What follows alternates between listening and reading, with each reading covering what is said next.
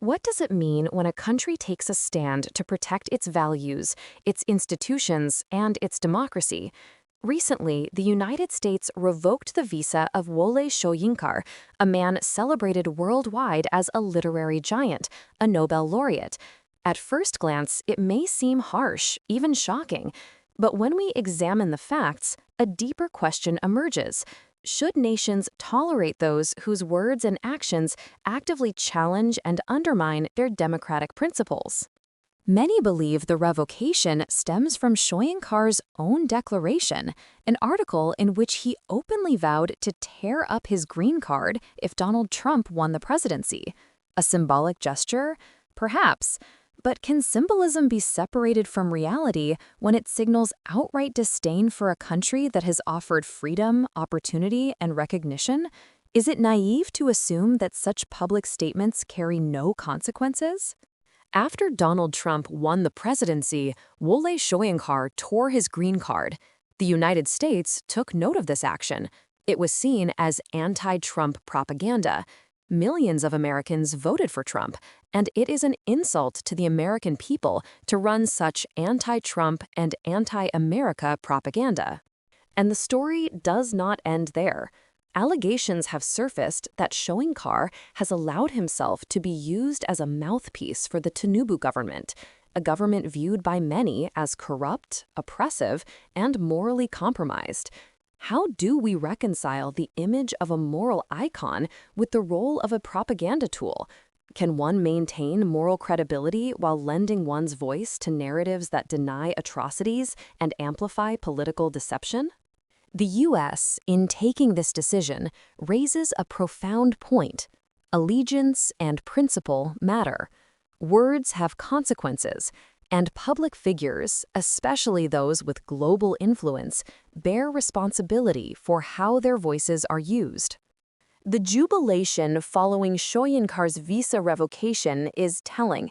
Many see this as a long overdue accountability measure, a clear signal that even the most celebrated figures are not above scrutiny when their actions intersect with disinformation, political manipulation, or anti-American sentiment. Should nations ignore subtle but persistent forms of influence that could undermine democratic values? When does the tolerance of dissent become complicity? And when does freedom of expression cross the line into endorsement of actions that contradict the very principles a country stands for? Let us reflect further. Soyinka once symbolized resistance to oppression. Today, allegations suggest he has allowed that legacy to be co-opted, leveraged to support narratives that many see as dangerous and morally questionable. If intellectual stature alone were sufficient to shield one from accountability, where would the line be drawn? Can a past of courage excuse present complicity? And more importantly, what message does it send to the world when words that are openly anti-national or aligned with morally dubious governments go unchecked? The United States' action is not simply punitive, it is protective. It is a reminder that values, principles, and the rule of law are not negotiable, and that global influence carries responsibility. If a Nobel Laureate, a symbol of thought and culture, can be scrutinized for statements and alignments that contradict these principles, what hope is there for ordinary citizens to understand that freedom comes with responsibility? Is it not a profound lesson that even brilliance and fame do not exempt one from the consequences of undermining democracy or supporting morally compromised regimes? As we ponder Soyinka's visa revocation, we are confronted with an uncomfortable truth. The world is not merely shaped by ideals or past accomplishments, but by current actions and allegiances.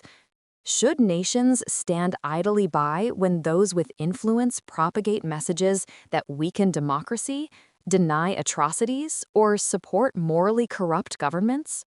Or is it the duty of a sovereign nation to draw the line, to assert its values, and to ensure that those who are welcomed onto its soil respect those very principles? In this light, the U.S. decision is not just justified, it is a moral imperative, a lesson in accountability, and a reminder that freedom is inseparable from responsibility, no matter the stature of the individual involved.